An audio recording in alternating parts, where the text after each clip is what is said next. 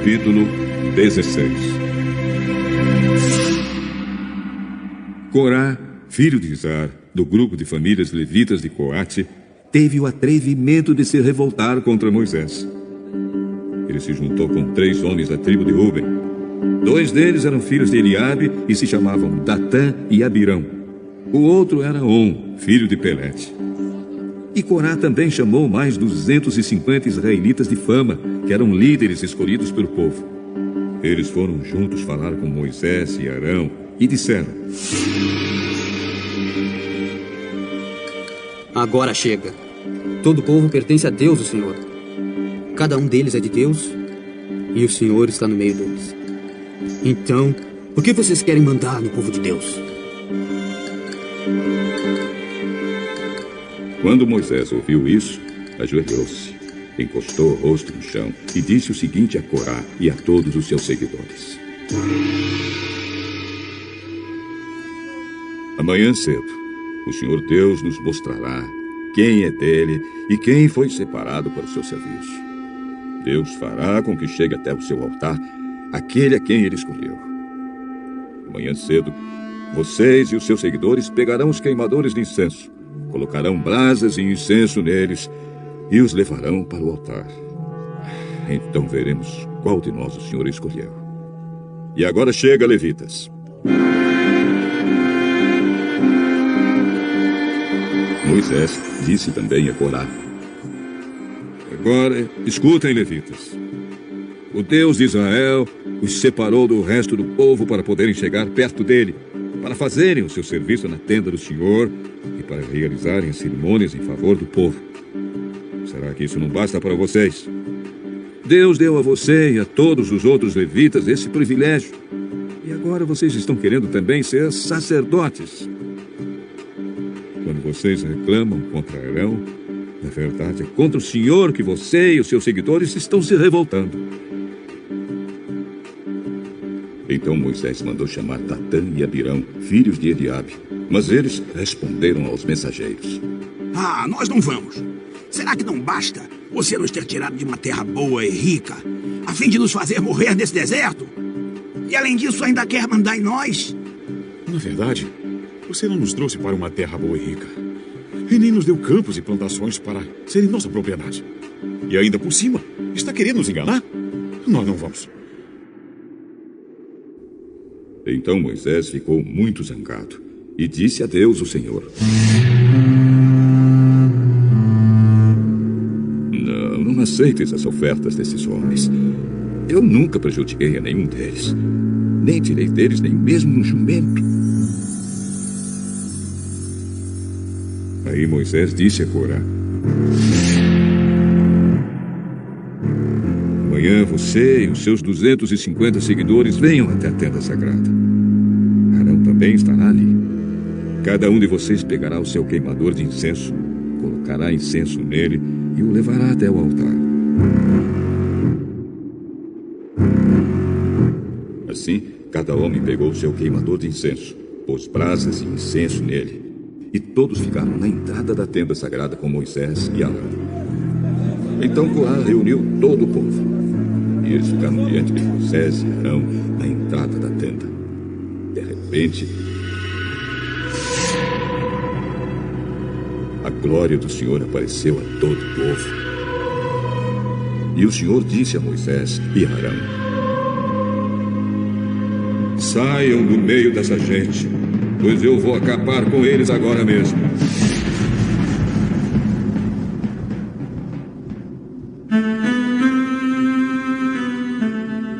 Mas Moisés e Arão se ajoelharam, encostaram o rosto no chão e disseram: Oh Deus, tu dás vida a todos.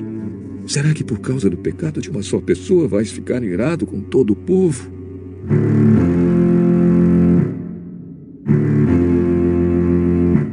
Então o Senhor respondeu a Moisés: Diga ao povo que saia de perto das barracas de Corá, Datã e Abirão. Aí Moisés saiu e, junto com os líderes do povo, foi para onde estavam Datã e Abirão. E Moisés disse ao povo: afastem-se das barracas desses homens maus e não toquem nada que seja deles. Senão, vocês também serão destruídos por causa dos pecados deles. Aí o povo se afastou das barracas de Corá, Datã e Abirão. Datã e Abirão saíram e ficaram na entrada da sua barraca com suas mulheres e filhos. Então Moisés disse ao povo: eu vou dizer como vocês vão ficar sabendo que não fui eu quem resolveu fazer tudo isso. Fiz todas essas coisas porque o Senhor mandou.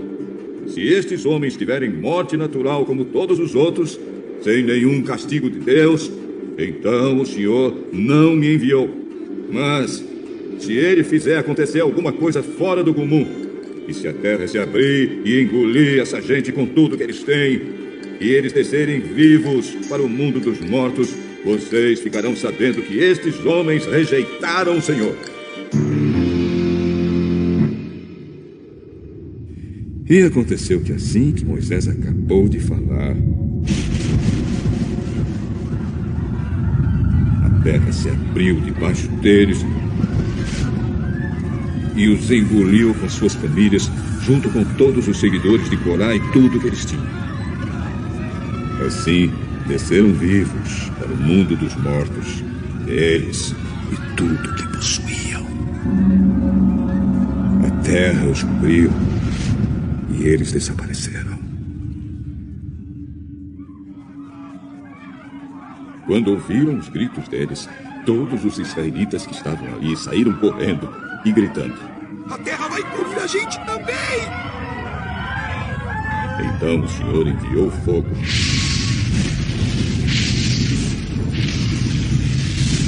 e matou os 250 homens que haviam oferecido incenso.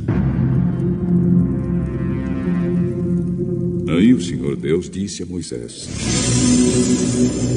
diga a Eleazar, filho do sacerdote Arão, que pegue os queimadores de incenso do meio dos restos do incêndio e espalhe para longe as brasas que ainda estiverem neles, pois os queimadores de incenso são sagrados. Eles ficaram sagrados quando foram oferecidos no altar do Senhor. Portanto, pegue os queimadores de incenso desses homens que foram mortos por causa dos seus pecados, e deles faça folhas finas de metal. E com essas folhas, prepare uma cobertura para o altar. Isso será um aviso para o povo de Israel. Então o sacerdote Eleazar pegou os queimadores de incenso de metal que os homens que tinham sido mortos haviam trazido e mandou que deles fossem feitas folhas de metal para cobrir o altar. Conforme o Senhor tinha dito a Moisés, isso ficou sendo um aviso para os israelitas, a fim de que nenhuma pessoa que não seja descendente de Arão venha queimar incenso diante do Senhor e seja castigada, como aconteceu com Corá e com os seus seguidores. Mas no dia seguinte, todos os israelitas começaram a reclamar contra Moisés e Arão. Vocês mataram o povo de Deus, o Senhor. Depois que todos se reuniram para protestar contra Moisés e Arão, eles se viraram e viram que a nuvem estava cobrindo a tenda sagrada. Então a glória do Senhor apareceu. Moisés e Arão foram até a frente da tenda, e o Senhor disse a Moisés: saiam do meio desse povo, pois vou destruí-lo agora mesmo. Aí Moisés e Arão se ajoelharam e encostaram o rosto no chão. E Moisés disse a Arão: pegue o seu queimador de incenso, ponha nele algumas brasas do altar e jogue incenso em cima delas. E vá depressa até o lugar onde o povo está e ofereça o sacrifício para conseguir o perdão dos pecados deles. Depressa! A ira do Senhor apareceu e já começou a epidemia. Então Arão pegou o queimador de incenso, conforme Moisés havia mandado, e correu para o meio do povo. Quando viu que a epidemia havia começado, Arão jogou o incenso nas brasas e ofereceu o sacrifício para conseguir o perdão dos pecados do povo. Com isso, a epidemia parou. E Arão ficou de pé, entre os vivos e os mortos.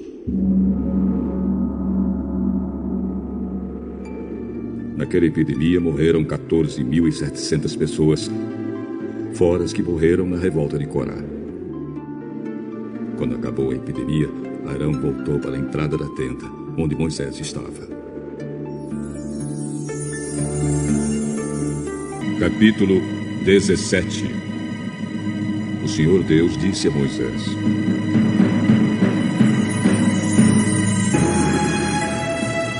diga aos israelitas que cada um dos chefes de tribo lhe traga um bastão. Serão 12 bastões ao todo. Escreva o nome de cada chefe no seu próprio bastão, e depois escreva o nome de Arão no bastão que representa a tribo de Levi. Haverá um bastão para cada chefe de tribo. Você colocará os bastões na tenda sagrada, em frente da Arca da Aliança, onde eu me encontro com vocês. Aí o bastão do homem que eu escolher vai brotar. Assim farei com que parem as reclamações que esses israelitas fazem contra mim. Então Moisés falou com os israelitas, e cada um dos seus chefes lhe deu um bastão, um para cada tribo, 12 ao todo. E entre os bastões estava aquele que tinha o nome de Arão. Moisés pôs os bastões na tenda, em frente da Arca da Aliança de Deus, o Senhor.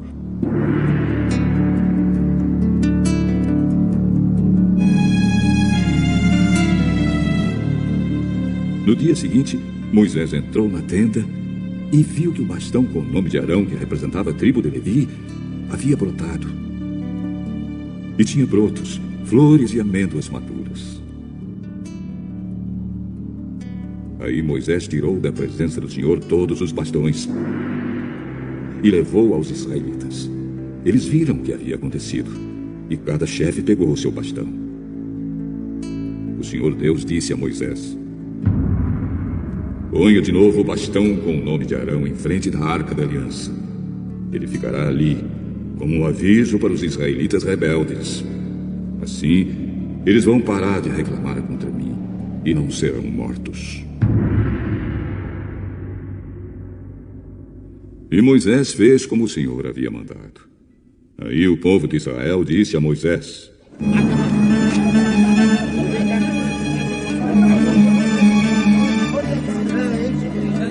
estamos perdidos. Vamos morrer. Sim, todos nós vamos morrer. Aquele que chegar perto da Arca do Senhor morrerá. Sim, vamos todos morrer. Vamos morrer. Leitura complementar. Patriarcas e Profetas, capítulo 35. A rebelião de Coré. Os juízos com que foram atingidos os israelitas serviram durante algum tempo para restringir-lhes a murmuração e indisciplina. Mas o espírito rebelde ainda estava no coração e finalmente produziu os mais amargos frutos. As rebeliões anteriores tinham sido meros tumultos populares, surgindo dos impulsos momentâneos da multidão excitada. Agora, porém, formou-se uma conspiração muito bem fundamentada, como resultado de um propósito decidido de subverter a autoridade dos chefes designados pelo próprio Deus. Coré, o espírito dirigente deste movimento, era levita, da família de Coate, e primo de Moisés. Era homem de habilidade e influência. Embora designado para o serviço do tabernáculo, descontentara-se com sua posição e aspirara à dignidade do sacerdócio. A concessão a Arão e sua casa do ofício sacerdotal, que anteriormente tocava ao filho primogênito de cada família, dera origem à inveja e dissabor. E por algum tempo, Coré estivera secretamente a opor-se à autoridade de Moisés e Arão, se bem que não se arriscasse a um ato manifesto de rebelião. Finalmente concebeu o ousado plano de subverter tanto a autoridade civil como a religiosa. Não deixou de achar quem o apoiasse. Junto às tendas de Coré e dos coatitas, do lado sul do tabernáculo, achava-se o acampamento da tribo de Ruben, estando as tendas de Datã e Abirã, dois príncipes desta tribo, próximas da de Coré. Estes príncipes prontamente aderiram aos planos ambiciosos daquele. sendo descendentes do filho mais velho de Jacó, pretendiam que a autoridade civil lhes pertencesse e decidiram-se a dividir com Coré as honras do sacerdócio. O estado dos sentimentos entre o povo favorecia os desígnios de Coré. Na amargura de seu descontentamento, voltaram-lhes as dúvidas, inveja e ódio anteriores. E de novo dirigiram queixas contra o paciente chefe. Os israelitas estavam continuamente a perder de vista que se encontravam sob guia divina. Esqueciam-se de que o anjo do concerto era seu diretor invisível e que, velada pela coluna de nuvem, a presença de Cristo ia adiante deles, e dele Moisés recebia todas as instruções. Estavam indispostos a sujeitar-se à terrível sentença pela qual todos deviam morrer no deserto, e daí o acharem-se prontos a apanhar qualquer pretexto para crer que não era Deus, mas Moisés que os estava guiando e pronunciara a sua condenação.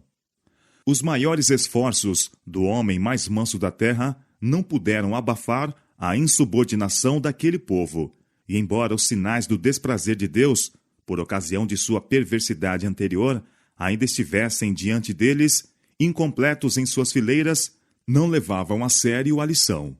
Novamente foram vencidos pela tentação. A vida humilde de Moisés, como pastor, fora muito mais pacífica e feliz do que sua posição atual como dirigente daquela vasta assembleia de espíritos turbulentos. Contudo, Moisés não ousava fazer sua escolha. Em lugar do cajado de pastor, fora-lhe dada uma vara de poder, a qual ele não poderia depor antes que Deus o desobrigasse. Aquele que lê os segredos de todos os corações notara os propósitos de Coré e seus companheiros, e dera a seu povo aviso e instrução suficientes para os habilitarem a livrarem-se do engano daqueles homens mal intencionados. Tinham visto os juízos de Deus recaírem em Miriam por causa de sua inveja e queixas contra Moisés. O Senhor declarara que Moisés era maior do que profeta. Boca a boca falo com ele. Por que, pois, acrescentou ele, não tivestes temor de falar contra meu servo, contra Moisés? Números capítulo 12, verso 8. Estas instruções não se destinavam a Arão e Miriam somente, mas a todo Israel. Coré e seus companheiros de conspiração eram homens que haviam sido favorecidos com manifestações especiais do poder e grandeza de Deus. Faziam parte do número dos que subiram com Moisés ao monte e viram a glória divina. Mas desde aquele tempo operara-se uma mudança. Uma tentação, leve a princípio, fora abrigada e fortalecera-se ao ser acoroçoada, até que a mente foi dirigida por Satanás, e aventuraram-se a entrar em sua obra de desafeto. Dizendo ter grande interesse na prosperidade do povo, falaram a princípio uns com os outros, ocultamente, a respeito de seu descontentamento, e a seguir falaram aos homens dirigentes de Israel. Suas insinuações foram tão prontamente recebidas que se arriscaram ainda mais, e afinal acreditaram realmente estarem agindo pelo zelo de Deus. Foram bem-sucedidos em aliciar 250 príncipes, homens de renome na congregação. Com este forte e influente apoio, sentiram-se confiantes em que fariam uma mudança radical no governo e melhorariam grandemente a administração de Moisés e Arão. O ciúme dera origem à inveja, e a inveja à rebelião. Haviam discutido a questão do direito de Moisés à sua tão grande autoridade e honra, até que vieram a considerá-lo ocupante de uma posição muito invejável, que qualquer deles poderia deter tão bem quanto ele. E enganaram-se a si mesmos e uns aos outros, pensando que Moisés e Arão tinham por si mesmos assumido as posições que ocupavam. Os descontentes disseram que esses chefes se haviam exaltado sobre a congregação do Senhor, tomando para si o sacerdócio e o governo. Mas sua casa não tinha direito à distinção de superioridade às outras de Israel. Não eram mais santos do que o povo, e se lhes ia bastante estar no mesmo nível de seus irmãos, que eram igualmente favorecidos com a presença e proteção especial de Deus. A obra imediata dos conspiradores foi com o povo. Aqueles que estão no erro e merecem reprovação, nada há mais agradável do que receber simpatia e louvor. E assim, Coré e seus companheiros obtiveram a atenção e conseguiram o apoio do povo. A asseveração de que as murmurações do povo acarretavam sobre eles a ira de Deus declarou-se ser um engano. Disseram que a congregação não estava em falta, visto que não desejavam nada mais que seus direitos, mas que Moisés era um governador déspota, que ele reprovara o povo como pecadores, sendo eles um povo santo, e estando o Senhor entre eles. Coré passou em revista a história de suas viagens através do deserto, onde haviam sido levados a situações angustiosas, e muitos pereceram por causa de sua murmuração e desobediência.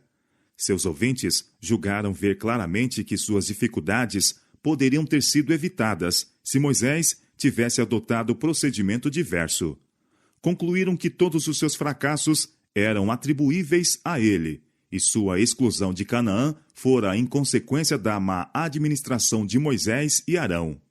Que se Coré fosse o seu dirigente e os animasse, ocupando-se com suas boas ações, em vez de lhes reprovar os pecados, teriam uma jornada muito pacífica e próspera, em vez de vaguearem de um lado para o outro no deserto.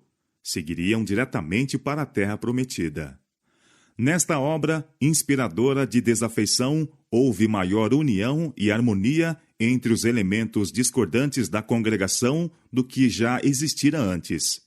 O êxito de Coré, junto ao povo, aumentou-lhe a confiança e confirmou-o em sua crença de que a usurpação da autoridade por Moisés, a não ser reprimida, seria fatal à liberdade de Israel. Pretendia também que Deus lhe patenteara a questão e o autorizara a fazer uma mudança no governo antes que fosse demasiado tarde. Muitos, porém, não estavam prontos a aceitar as acusações de Coré contra Moisés. A lembrança de seus pacientes e abnegados labores surgia diante deles, e a consciência se lhes perturbava. Era, portanto, necessário indicar algum motivo egoísta pelo seu profundo interesse para com Israel. E reiterou-se a antiga acusação de que ele os tirara a fim de perecerem no deserto, para que pudesse apoderar-se de seus bens. Durante algum tempo, esta obra foi promovida em segredo.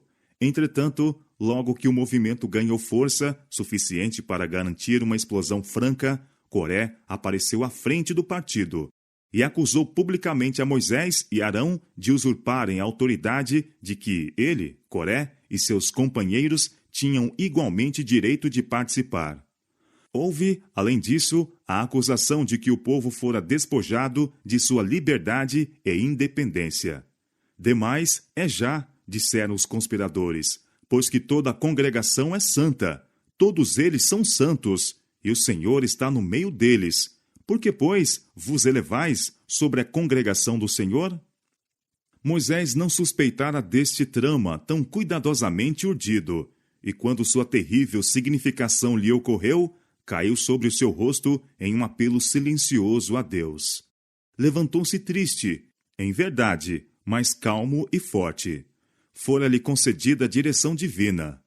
Amanhã, pela manhã, disse ele, o Senhor fará saber quem é seu, e quem o santo que ele fará chegar a si. E aquele a quem escolher fará chegar a si. A prova deveria ser transferida até o dia seguinte, a fim de que todos pudessem ter tempo para refletir.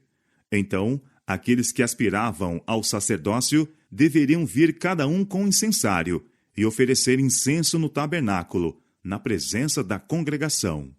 A lei era muito explícita de que unicamente os que haviam sido ordenados para o ofício sagrado deviam ministrar no santuário. E mesmo os sacerdotes, Nadab e Abiú, tinham sido destruídos por se arriscarem a oferecer fogo estranho, em desrespeito ao mandado divino. Todavia, Moisés desafiou seus acusadores a levar a questão perante Deus, caso ousassem recorrer a tão perigoso apelo. Separando a Coré e aos levitas, seus companheiros, disse Moisés: Porventura, pouco para vós é que o Deus de Israel vos separou da congregação de Israel para vos fazer chegar a si, a administrar o ministério do tabernáculo do Senhor e estar perante a congregação para ministrar-lhe, e te fez chegar, e todos os teus irmãos, os filhos de Levi, contigo. Ainda também procurais o sacerdócio? Pelo que tu e toda a tua congregação congregados estáis contra o Senhor. E Arão, que é ele, que murmurais contra ele? Datã e Abirã não haviam assumido atitude tão ousada como Coré. E Moisés, esperando que eles pudessem ter sido arrastados para a conspiração, sem se haverem completamente corrompido, chamou-os para que comparecessem perante ele, a fim de poder ouvir suas acusações contra ele. Mas não quiseram ir, e insolentemente se recusaram a reconhecer a sua autoridade. Sua resposta, proferida aos ouvidos da congregação, foi: Porventura, pouco é que nos fizeste subir de uma terra que mana leite e mel, para nos matares neste deserto, senão que também totalmente te assenhoreias de nós? Nem tampouco nos trouxesse a uma terra que mana leite e mel, mas nos deste campos e vinhas em herança. Porventura, arrancará os olhos a estes homens? Não subiremos. Assim eles aplicaram ao cenário de seu cativeiro a mesma expressão com que o Senhor descrevera a herança prometida. Acusaram Moisés de pretender agir sob guia divina, como meio para estabelecer sua autoridade, e declararam que não mais se sujeitariam a ser levados como homens cegos, ora para Canaã e ora para o deserto, conforme melhor conviesse a seus ambiciosos intuitos. Destarte, aquele que fora como um terno pai, um pastor paciente, foi representado no mais negro caráter de um tirano e usurpador. A exclusão de Canaã, como castigo a seus próprios pecados, foi a ele atribuída. Era evidente que as simpatias do povo estavam com o partido desafeto, mas Moisés não fez esforços para a reivindicação própria. Apelou solenemente a Deus, na presença da congregação, como testemunha da pureza de seus intuitos e correção de sua conduta, e implorou-lhe que fosse o seu juiz. No dia seguinte, os 250 príncipes com Coré à sua frente apresentaram-se com seus incensários. Foram levados ao pátio do tabernáculo enquanto o povo se reuniu fora, para esperar o resultado. Não foi Moisés que reuniu a congregação para ver a derrota de Coré e seu grupo, mas sim os rebeldes, em sua cega presunção, congregaram-nos para testemunharem sua vitória. Grande parte da congregação tomou francamente o lado de Coré, cujas esperanças de provar suas acusações contra Arão eram grandes. Enquanto estavam assim, congregados diante de Deus, a glória do Senhor apareceu a toda a congregação. Foi comunicada a Moisés e Arão a advertência divina: Apartai-vos do meio desta congregação, e os consumirei como num momento. Mas eles caíram sobre o seu rosto com esta oração: Ó Deus, Deus dos espíritos de toda a carne, pecará um só homem, e indignar-te-ás tu, tanto contra toda esta congregação? Coré retirara-se da assembleia a fim de reunir-se com Datã e Abirã, quando Moisés, acompanhado dos 70 anciãos, desceu com o último aviso aos homens que se haviam recusado a ir a ele. As multidões seguiram, e antes de comunicar sua mensagem, Moisés, por direção divina, ordenou ao povo: Desviai-vos, peço-vos, das tendas destes ímpios homens, e não toqueis nada do que é seu, para que, porventura, não pereçais em todos os seus pecados. O aviso foi atendido, pois uma apreensão de juízo iminente repousava sobre todos.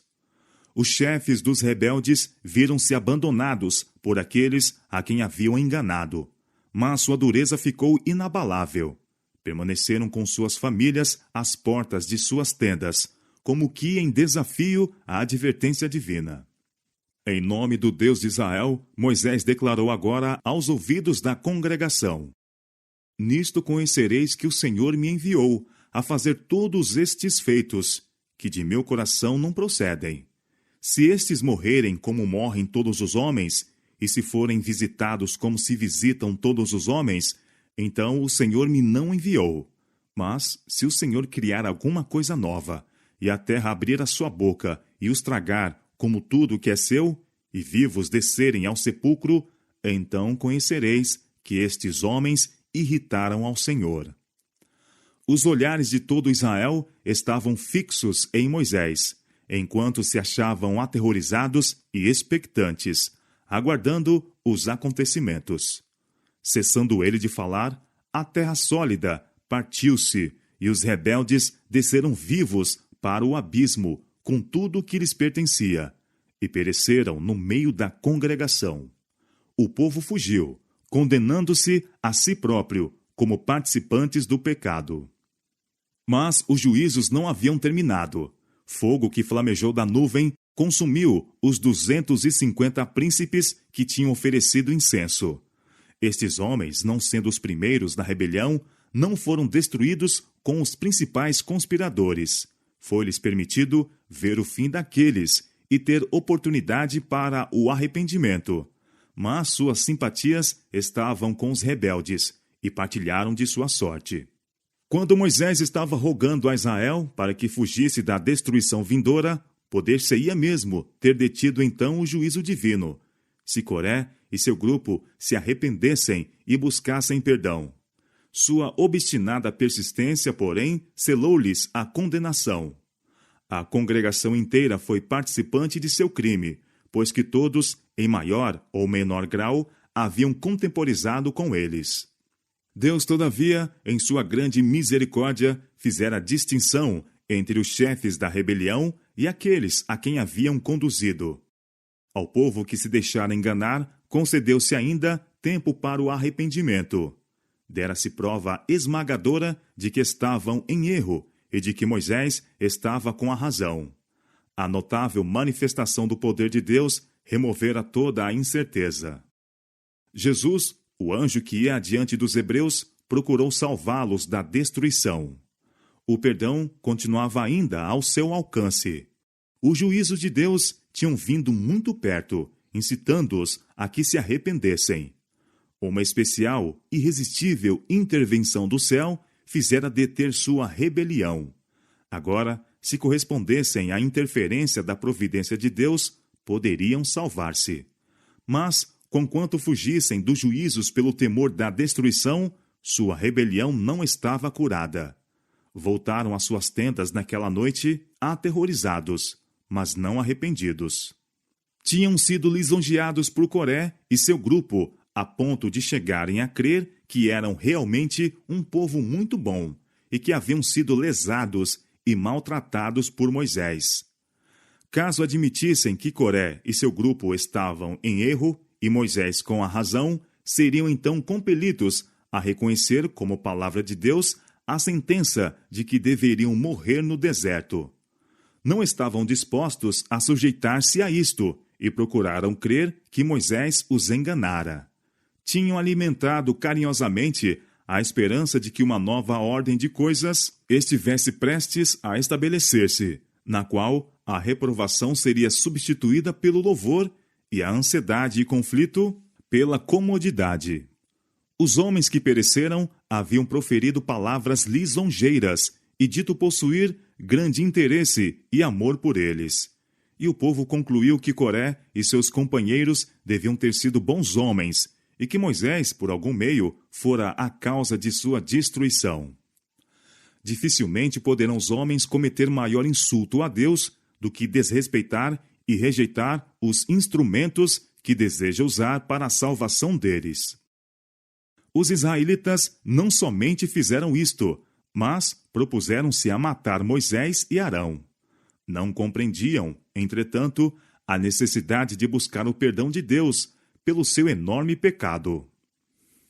Aquela noite de prova não foi passada em arrependimento e confissões, mas à procura de algum meio para resistir às evidências que lhes mostravam serem os maiores pecadores. Alimentavam ódio contra os homens que haviam sido por Deus designados e uniram-se a fim de resistirem à autoridade dos mesmos. Satanás estava a postos para perverter-lhes o discernimento e levá-los de olhos vendados à destruição. Todo Israel fugira alarmado ao grito dos pecadores condenados que desceram ao abismo, pois disseram: para que porventura também não nos trague a terra a nós. Mas no dia seguinte, toda a congregação dos filhos de Israel murmurou contra Moisés e contra Arão, dizendo: vós matastes o povo do Senhor. E estavam a ponto de fazer violência aos fiéis e abnegados chefes. Viu-se na nuvem por cima do tabernáculo uma manifestação da glória divina. E uma voz da nuvem falou a Moisés e Arão: levantai-vos do meio desta congregação, e eu a consumirei como num momento. A culpa do pecado não recaía sobre Moisés, e, portanto, ele não receou, e não se apressou em retirar-se e deixar a congregação para que perecesse. Moisés demorou-se, manifestando neste terrível momento crítico o interesse do verdadeiro pastor pelo rebanho ao seu cuidado. Advogou para que a ira de Deus não destruísse inteiramente o povo de sua escolha. Pela sua intercessão, deteve o braço da vingança, para que o rebelde e desobediente Israel não tivesse um fim total. Mas o ministrador da ira saíra. A praga estava a fazer a sua obra de morte. Por determinação de seu irmão, Arão tomou um incensário e foi apressadamente ao meio da congregação para fazer expiação por eles. E estava em pé entre os mortos e os vivos. Enquanto subia o fumo do incenso, as orações de Moisés no tabernáculo ascendiam a Deus, e a praga deteve. Mas não antes que 14.000 de Israel jazessem mortos, como prova do crime de murmuração e rebelião. Deu-se, entretanto, outra prova de que o sacerdócio fora estabelecido na família de Arão. Por determinação divina, cada tribo preparou uma vara e escreveu nela o nome da tribo. O nome de Arão estava na de Levi. As varas foram postas perante o Senhor na tenda do testemunho. A florescência de qualquer vara deveria ser sinal de que o Senhor escolhera aquela tribo para o sacerdócio. Na manhã seguinte, eis que a vara de Arão, pela casa de Levi, florescia, porque produzira flores, e brotara renovos e dera amêndoas. Foi mostrada ao povo e depois posta no tabernáculo como testemunho às gerações subsequentes. Este prodígio decidiu finalmente a questão do sacerdócio. Ficou agora plenamente estabelecido que Moisés e Arão tinham falado por autoridade divina, e o povo foi constrangido a crer na desagradável verdade de que morreriam no deserto. Eis aqui, nós expiramos, exclamaram. Perecemos, nós perecemos todos. Confessaram haver pecado, rebelando-se contra seus dirigentes, e ter Coré e seu grupo sofrido o justo juízo de Deus. Na rebelião de Coré, vence, em um cenário menor, os resultados do mesmo espírito que determinou a rebelião de Satanás no céu. Foi o orgulho e a ambição que moveram Lúcifer a queixar-se do governo de Deus e procurar subverter a ordem que fora estabelecida no céu. Desde sua queda, tem sido seu objetivo infundir nas mentes humanas o mesmo espírito de inveja e descontentamento, a mesma ambição de posições e honras. Assim agiu ele na mente de Coré, Datã e Abirã, para suscitar o desejo de exaltação própria e provocar inveja, falta de confiança e rebelião. Satanás, fazendo-os rejeitar os homens que Deus designara, fê-los rejeitar a Deus como seu chefe.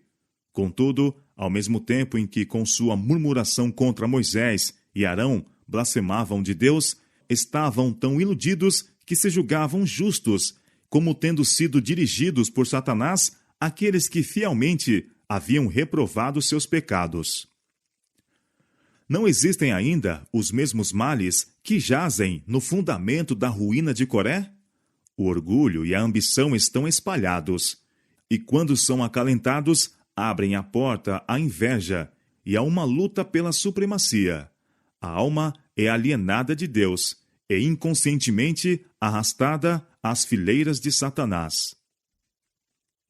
Semelhantemente a Coré e seus companheiros, muitos, mesmo dos professos seguidores de Cristo, estão a pensar, projetar e agir com tanta avidez pela exaltação própria que, para o fim de alcançar a simpatia e o apoio do povo, estão prontos a perverter a verdade, atraiçoando e caluniando os servos do Senhor, e mesmo acusando-os dos motivos vis e egoístas que lhes inspira o próprio coração. Reiterando persistentemente a falsidade, e isso contra toda a evidência, chegam finalmente a crer ser ela a verdade.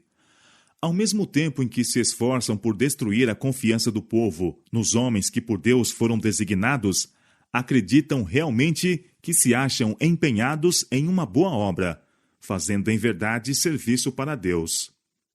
Os hebreus não estavam dispostos a sujeitar-se às determinações e restrições do Senhor.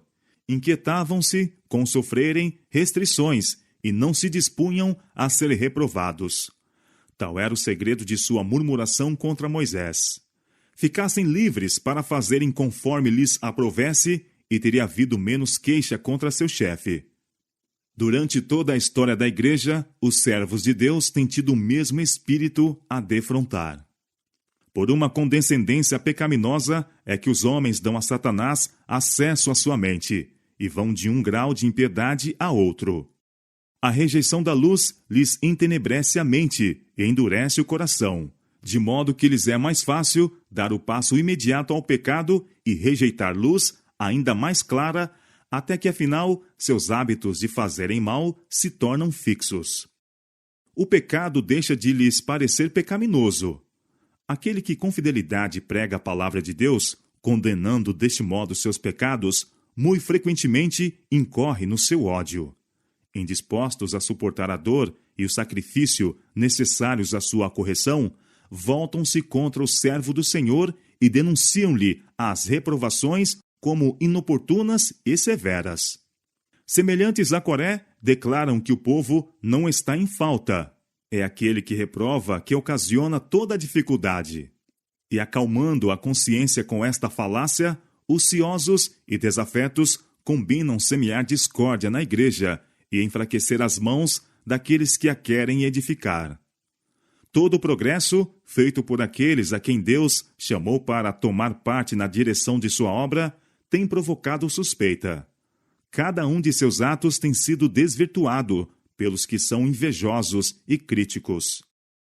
Assim foi no tempo de Lutero, dos Wesleys e de outros reformadores. Assim é hoje. Coré não teria seguido o caminho por onde foi se tivesse sabido que todas as instruções e reprovações comunicadas a Israel eram de Deus. Ele podia, entretanto, ter sabido isto.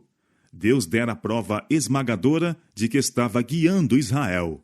Mas Coré e seus companheiros rejeitaram a luz até se tornarem tão cegos que mesmo as mais notáveis manifestações de seu poder não bastavam para os convencer. Atribuíam-nas todas a operações humanas ou satânicas. A mesma coisa fora feita pelo povo, que no dia seguinte, ao da destruição de Coré e seu grupo, veio a Moisés e Arão dizendo: Vós matastes o povo do Senhor. Apesar de terem tido a prova mais convincente do desagrado de Deus pela sua conduta na destruição dos homens que os haviam enganado, ousaram atribuir seus juízos a Satanás, declarando que pelo poder do maligno, Moisés e Arão tinham ocasionado a morte de homens bons e santos. Foi este ato que selou a condenação deles. Haviam cometido o pecado contra o Espírito Santo, pecado este em virtude do qual o coração do homem eficazmente se endurece contra a influência da graça divina. Se qualquer disser uma palavra contra o Filho do Homem, disse Cristo, ser-lhe-á perdoado. Mas se alguém falar contra o Espírito Santo, não lhe será perdoado.